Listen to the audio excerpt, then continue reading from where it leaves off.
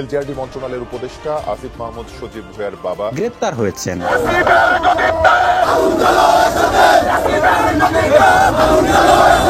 আসিফ মাহমুদ সজীব ভুঁইয়ার বাবা তার এলাকায় মাফিয়াতন্ত্র কায়েম করছেন তিনি। সেখানে 5 আগস্টের পর থেকে মুরাদনগর কাঁপছে আসিফ মাহমুদের বাবা বিল্লাল হোসেনের দাপটে। একই পরিবারের 3 সদস্যকে হত্যা সহ এলাকায় দখল সন্ত্রাসের ঘটনায় সামনে এসেছে বিল্লাল হোসেনের নাম। আসসালামু আলাইকুম সম্মানিত প্রিয় দর্শক, এই মুহূর্তে আরো একটি খুবই গুরুত্বপূর্ণ ভিডিও নিয়ে আপনাদের মাঝে হাজির হয়েছি আমি।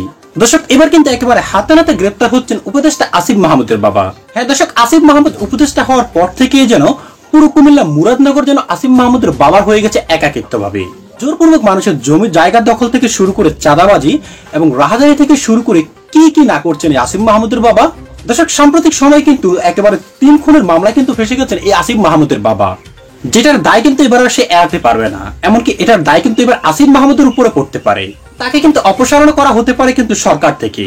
দর্শক, শুরুতে কিন্তু আপনারা ভিডিওর কিছু অংশ বিশেষ দেখে কিন্তু আশা করি বুঝতে পেরেছেন আমাদের আজকের এই ভিডিওটা ঠিক কতটা গুরুত্বপূর্ণ। তাই আপনাদের কাছে বিশেষভাবে অনুরোধ থাকবে আমাদের আজকের এই গুরুত্বপূর্ণ ভিডিওটি একটু স্কিপ না করে একেবারে সম্পূর্ণ দেখার জন্য। তবেই কিন্তু আজকের বিস্তারিত বিষয়টি আপনি ভালো করে বুঝতে পারবেন।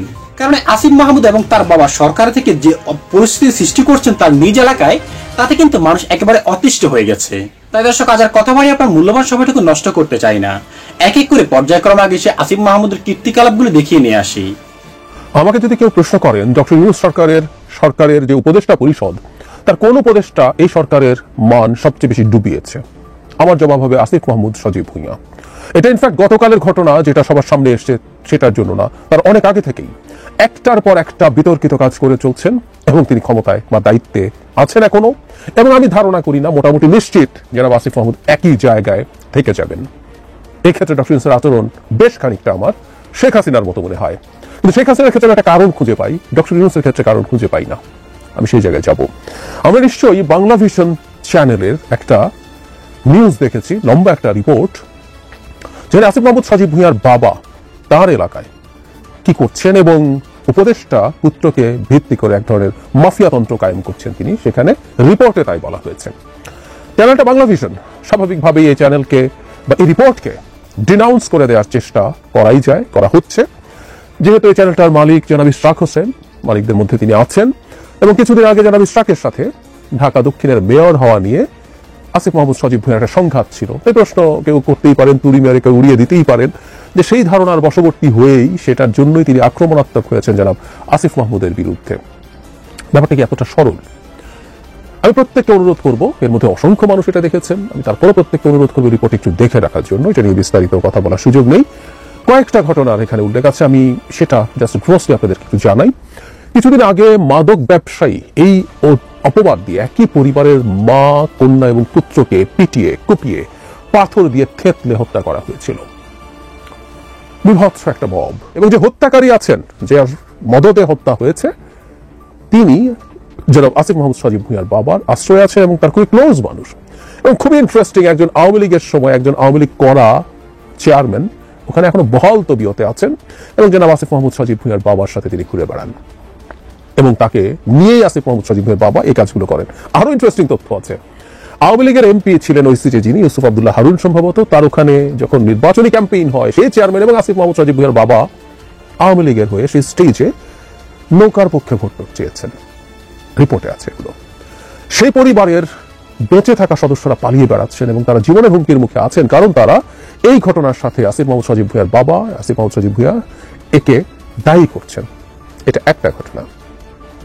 আরেকটা ঘটনার দিকে আমি একটু দৃষ্টি দিতে চাই।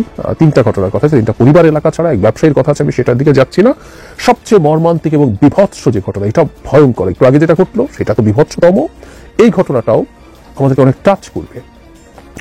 একজন স্কুল শিক্ষিকা, তিনি সনাতন ধর্মের। আসিফ মাহমুদের বাবা যে স্কুলের হেডমাস্টার, তার অ্যাসিস্ট্যান্ট হেডমাস্টার ছিলেন তিনি, সেই নারী শিক্ষকের এক বিভৎস নির্যাতনের বর্ণনা তার বয়ানেই আছে। আমি শুনতে বলবো, ওটা নেওয়া যায় না। কিভাবে তাকে আটকে রেখে নির্যাতন করা হয়েছে, ঘন্টার পর ঘন্টা তাকে বিবস্ত্র করে ফেলার চেষ্টা করা হয়েছে, অনেক ক্ষেত্রে শরীরে জখম হয়েছে। জানা যায় সেটা হচ্ছে আসিফ মাহমুদের বাবা স্কুলের টাকা চুরি করেছিলেন, সেটা তদন্ত হয়, সেটা নিয়ে ব্যবস্থা হয়। সেই সময় এই শিক্ষিকা সেই স্কুলেই ছিলেন, সেই ক্ষোভ তিনি উগরে দিয়েছেন, কারণ তার এখন হ্যাডাম তৈরি হয়েছে না, তার ছেলে উপদেষ্টা হয়েছে।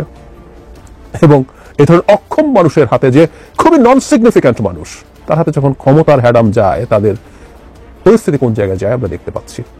ছেলে বলি আর বাবা বলি, অত্যন্ত প্রান্তিক জায়গায় থাকা মানুষের হাতে ক্ষমতায় যাওয়ার এক বিভৎস পরিস্থিতি তৈরি হয়েছে। কোনো একদিন খোলামেলা ভাবে হয়তো কিছু কথা বলবো। বিভিন্ন জায়গায় আরো নানান কিছু, ওর পুকুর দখল করো, মাছের যে পুরো সব চাষ হচ্ছে সেটা সহ দখল করে ফেলো, হেন কিছু নেই তিনি করছেন না। কোত্থেকে হয় এই ক্ষমতা আমরা খুব ভালো মতো জানি, না জানার কোনো কারণ নেই। তাকে যখন জিজ্ঞেস করা হয়েছিল, তিনি একবারই কথা বলেছেন ফোনে, তিনি দেখা করেননি। তিনি জানান যে তার ছেলে নির্বাচন করবে এই ভেবে শত্রুপক্ষ বা অন্য পক্ষ এসব করছে। খানিকটা অফ টপিক হলেও বলে রাখি, আমি এর আগে এটা নিয়ে ভিডিও করেছি। একটা অধ্যাদেশ জারি হতে যাচ্ছিল এই অন্তর্বর্তী সরকার নিয়ে, যেটা উপদেষ্টা পরিষদে পাশ হয়েছে এবং আসিফ মাহমুদ উপদেষ্টা পরিষদের সদস্য হিসাবে সেখানে ছিলেন এবং তারা এগ্রি করেছেন। আমি দেখিয়েছিলাম ওটা, আমি এটা দেখাতে যাচ্ছি না, আপনারা যে কেউ খোঁজ নিয়ে জানবেন। এগ্রি করেছিলেন যারা এই সরকারে থাকবে তারা কেউ নির্বাচন করবে না। আসিফ মাহমুদ নির্বাচন কিভাবে করছেন, কেন কিভাবে প্রস্তুতি নেন তিনি? শুধু সেটা না, এলজিআরডি মন্ত্রী হিসেবে তার অনেক এই স্থানীয় উন্নয়নের বরাদ্দের ক্ষমতা আছে, তিনি সেগুলো ব্যবহার করছেন ভালো মতো। প্রত্যেকটা কনফ্লিক্ট অফ ইন্টারেস্ট কিন্তু উনি করে যাচ্ছেন। আমি প্রিভিয়াস কিছু জিনিস যোগ করতে চাই। তার বাবার সূত্রে, তার বাবা একবার ঠিকাদারি লাইসেন্স করেছিলেন হঠাৎ করে। পরে এটা যখন প্রাথমিকভাবে এটা নিয়ে এক ধরনের অস্বীকারের প্রবণতা ছিল, কিন্তু পরে যখন দেখা গেল এটা সত্য, এটা জেনুইন ডকুমেন্ট বেরিয়ে গেছে, তখন তিনি স্বীকার করেছিলেন এবং তার বাবাকে ভুল বোঝানো হয়েছিল এবং তিনি সরল বিশ্বাসে এসব করেছেন। এখানে একটু বলে রাখা ভালো যে স্কুল টিচারের ক্ষেত্রে বিভৎসতা ঘটানো হলো, সেখানে আসিফ মাহমুদের বাবাকে ভিডিওতে দেখা যায়, যে কেউ দেখতে পারেন, আবার ভিডিওটা রিপোর্টটা পুরো দেখে নেবেন। যাই হোক, তার বাবা নাকি সরল বিশ্বাসে ওই ঠিকাদারি লাইসেন্স করেছিলেন। আমরা সরল বিশ্বাসে যেন মেনে নেই তিনি এটা এক্সপেক্ট করছেন। সরি, আমরা মন্ত্রী না, কিন্তু আমাদের মাথায় খানিকটা বুদ্ধিশক্তি আছে। কেন এইসব ঠিকাদারি লাইসেন্স করা হয় সেটা আমি জানি। 5 আগস্টের পর থেকে মুরাদনগর কাঁপছে আসিফ মাহমুদের বাবা বিল্লাল হোসেনের দাপটে। একই পরিবারের 3 সদস্যকে হত্যা সহ এলাকায় দখল সন্ত্রাসের ঘটনায় নতুন করে সামনে এসেছে বিল্লাল হোসেনের নাম। প্রশ্ন হলো, দেশকে বদলে দেওয়ার কথা বলে আসিফ মাহমুদ এখন নতুন বন্দোবস্ত কায়েম করলেন। পুরো দেশে শান্তি প্রতিষ্ঠা করা দূরের কথা, তার পরিবারের দাপটে কেন কাঁপছে মুরাদনগরের মতো একটি উপজেলা? একের পর এক বিতর্কের ঝড় তুলেও কিভাবে দুর্দণ্ড প্রতাপে চেয়ার ধরে রেখেছেন তিনি। এই দায় কি শুধু আসিফের, নাকি সরকার প্রধান হিসেবে ডক্টর মোহাম্মদ ইউনূসেরও? বিস্তারিত জানতে চলুন যাওয়া যাক বিশ্লেষণ।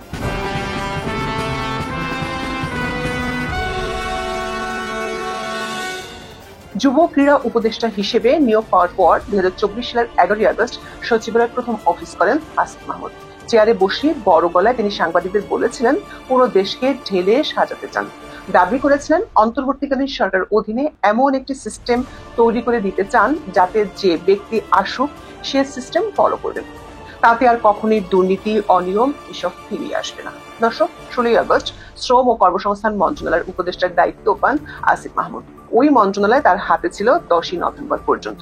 দায়িত্ব পুনর্বন্টনের পর 10ই নভেম্বর তিনি হয়ে যান স্থানীয় সরকার, পল্লী উন্নয়ন ও সমবায় মন্ত্রণালয়ের উপদেষ্টা। একই সঙ্গে আছেন যুব ও ক্রীড়া উপদেষ্টার দায়িত্বেও। ছাত্র থেকে রাতারাতি সরকার উপদেষ্টা বনে যাওয়া আসিফ মাহমুদের প্রভাব ও দূরত্ব বাড়তে সময় লাগেনি। কেবল তিনি নন, পরিবারের সদস্যদের বিরুদ্ধেও নিয়মিত বিরতিতে আসছে গুরুতর বহু অভিযোগ। তার বাবার দাপটে ত্রাসের রাজত্ব কায়েম হয়েছে কুমিল্লার মুরাদনগরে। ক্ষমতার চেয়ারে বসার প্রথম দিন দুর্নীতির সিস্টেম বদলে দেওয়ার ঘোষণা দেওয়া আসিফের হেলিকপ্টারে চড়ে কম্বল বিতরণের বিলাস ব্যাপক সমালোচনার জন্ম দেয় 4 মাসের মধ্যে। রাতারাতি তিনি পরিচিতি পান হেলিকপ্টার উপদেষ্টা হিসেবে। ডিসেম্বরে উত্তরবঙ্গে 200 টাকা দামের কম্বল বিতরণের নামে মাত্র 6 দিনে 28 বার হেলিকপ্টারে চড়ার রেকর্ড করেন তিনি। সরকারের পক্ষ থেকে সে সময় অবশ্য ব্যাখ্যা দিয়ে বলা হয়, উপদেষ্টা মহোদয় কম সময়ের মধ্যে সর্বোচ্চ পরিমাণ উপজেলায় জনসাধারণের কথা শুনতে চেয়েছেন, তাই তার জন্য এমন হেলিকপ্টার বিলাসের আয়োজন করতে হয়েছিল। খবর বের হয় কুমিল্লা এলজিইডির ঠিকাদারি লাইসেন্স নিয়েছেন আসিফের বাবা বিল্লাল হোসেন। বিষয়টি নিয়ে আলোচনা সমালোচনার মুখে বাতিল করা হয় সেই লাইসেন্স। আর উপদেষ্টা আসিফ বিবিসির কাছে দাবি করেন তার বাবার সরল বিশ্বাসে ভুল করেছেন। ঘটনার জন্য সামাজিক মাধ্যমে ক্ষমাও চান আসিফ। তবে বাস্তবতা হলো, বিতর্কের মুখে লাইসেন্স বাতিল করা হলেও এলাকায় প্রতাপ কমেনি আসিফের পরিবারের। ব্যাপক দুর্নীতির অভিযোগে তার নিজ এলাকাতেই নিয়মিত চলছে বিক্ষোভ সমাবেশ। গত জুনের শেষে মুরাদনগরে এ ধরনের একটি বিক্ষোভ থেকে অভিযোগ করা হয়, উপদেষ্টা পদ পাওয়ার পর থেকে আসিফ মাহমুদের পরিবার ও ঘনিষ্ঠজনেরা শত শত কোটি টাকার দুর্নীতি করেছেন। অন্যদিকে আসিফের পিএস মোয়াজ্জেম হোসেনের বিরুদ্ধেও দুর্নীতির মাধ্যমে প্রায় 400 কোটি টাকা আয়ের অভিযোগ ওঠে। মোয়াজ্জেমকে পরে অব্যাহতি দেওয়া হলেও তার বিরুদ্ধে তদন্ত চলছে দুদকে। তার বিদেশে যাওয়ার নিষেধাজ্ঞা এবং এনআইডি ব্যবহার বন্ধে নিষেধাজ্ঞাও দেওয়া হয়েছে। দর্শক, দুর্নীতির বিরুদ্ধে জিহাদের ঘোষণা দেওয়া আসিফ মাহমুদের পরিবার থেকে শুরু করে ঘনিষ্ঠ কর্মকর্তাদের বিরুদ্ধে এভাবেই ধারাবাহিকভাবে উঠছে দুর্নীতির অভিযোগ। এর মধ্যে বাংলাভিশন টেলিভিশনের একটি অনুসন্ধানে এসেছে ভয়ঙ্কর আরো কিছু তথ্য। এতে দেখা গেছে আসিফের বাবা শুধু দুর্নীতি দখলের সঙ্গে জড়িত নন, হত্যা, নির্যাতনের মতো গুরুতর অনেক অপরাধের সঙ্গেও রয়েছে সংশ্লিষ্টতা। বিল্লাল হোসেনের বিরুদ্ধে ভয়ভীতি ও হুমকি দিয়ে মানুষকে এলাকা ছাড়া করার প্রমাণও তুলে ধরা হয় প্রতিবেদনে। বাংলাভিশনের অনুসন্ধানে উল্লেখ করা হয়, কুমিল্লার মুরাদনগর উপজেলার বাংলা বাজারের কড়াইবাড়িতে ৩রা জুলাই কুপিয়ে ও পাথর দিয়ে থেতলিয়ে হত্যা করা হয় রুবি আক্তার নামের এক নারী ও তার ছেলে রাসেল এবং মেয়ে জোনাকিকে। এই ঘটনায় গুরুতর আহত হন রুবির আরেক মেয়ে রুমা আক্তার। এই ঘটনার মূল আসামি ইউপি চেয়ারম্যান শিমুল বিল্লাল সহ প্রধান আসামিদের সরাসরি প্রশ্রয় দিচ্ছেন উপদেষ্টা আসিফের বাবা বিল্লাল হোসেন। বাদীপক্ষের দাবি, এ কারণে পুলিশ কোনো আসামিকে গ্রেফতার করছে না। দর্শক, প্রতিবেদনে ক্ষমতার পট পরিবর্তনের 1.5 মাসের মধ্যে মুরাদনগরে আসিফের বাবার দৌলতের ভয়ঙ্কর একটি ঘটনা তুলে ধরা হয়েছে। 2024 সালের 17 সেপ্টেম্বর স্থানীয় আকুবপুর ইয়াকুব আলী ভুইয়া পাবলিক উচ্চ বিদ্যালয়ের ভারপ্রাপ্ত প্রধান শিক্ষক শিখা রানীকে মবের মাধ্যমে অপসারণের নেতৃত্ব দেন আসিফের বাবা। শিখা রানীকে নির্যাতনের ঘটনা সে সময় ছড়িয়ে পড়েছিল সামাজিক যোগাযোগ মাধ্যমে। সম্মানিত দর্শক শ্রোতা, ভিডিওতে আলোচিত বিষয়গুলো দেখতে পেয়েছেন। একজন মানুষ ক্ষমতা পেলে কিভাবে এত নিকৃষ্ট হয়ে যেতে পারে সেটা কিন্তু এই বিল্লাল হোসেনকে দেখলেই কিন্তু বোঝা যায়। এমনকি তার বাবার বিরুদ্ধে কোনো কিছু উঠলে কিন্তু আসিফ মাহমুদ নিজে কিন্তু প্রতিবাদ করছেন। সে তার বাবাকে শুধরে নিবে সেটা করছেন না, উল্টো মানুষের কাছ থেকে মানুষকে প্রতিবাদ করছেন। এটা কিন্তু কোনোভাবে কাম্য ছিল না এই জুলাই শক্তিদের কাছ থেকে। তাই এখন আসিফ মাহমুদের নিজ এলাকায় কিন্তু একেবারে মিছিল মিটিং শুরু হয়ে গেছে এই আসিফ মাহমুদের পদত্যাগের দাবিতে। এই আসিফ মাহমুদ পদত্যাগ করলেই কিন্তু তার বাবার ক্ষমতাও কিন্তু শেষ হয়ে যাবে। দর্শক, যেমনটা কিন্তু আপনারা ভিডিওতে দেখতে পেয়েছেন। তাই আপনার কাছে অনুরোধ থাকবে, এই সম্পর্কে আপনার মতামত কি সেটা কিন্তু অবশ্যই আমাদের কমেন্ট বক্সে জানাবেন, কারণ আপনাদের মতামতটুকু আমাদের কাছে খুবই গুরুত্বপূর্ণ। দর্শক, আজ এ পর্যন্ত। আশা করি সকলে অনেক ভালো থাকবেন। খোদা হাফেজ।